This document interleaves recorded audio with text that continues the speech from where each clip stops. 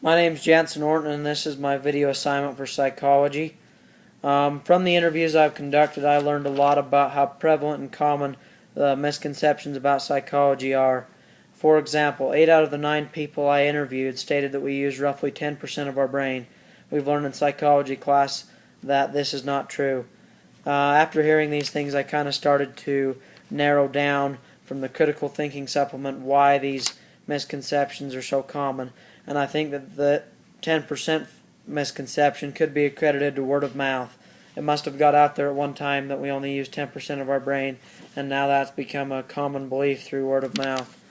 7 out of the 9 people I interviewed were firm believers in learning styles. They all seem to have the misconception that because we all learn differently, that an auditory learner would learn better by hearing and a visual learner would learn better by seeing. We've also learned that this is not true. When I asked the question about caffeine, if caffeine is good or bad for you, I did have 2 people say that it could be good in small doses, but the remaining 7 just said straight up caffeine is always bad for you. I think this could be accredited to the exaggerated kernel of truth, that it is true that caffeine is bad for you in large amounts, and it must have just been exaggerated to the point where now there's a misconception that caffeine is always bad for you.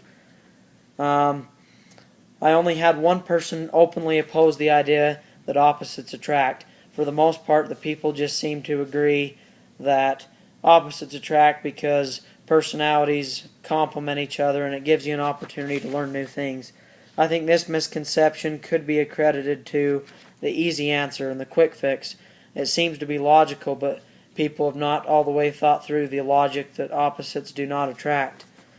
As far as the hindsight bias and confirmation bias playing into account with these misconceptions, the few people that I did explain were wrong in their answers. They did have that hindsight bias by saying, "Oh wow, I guess that does make sense."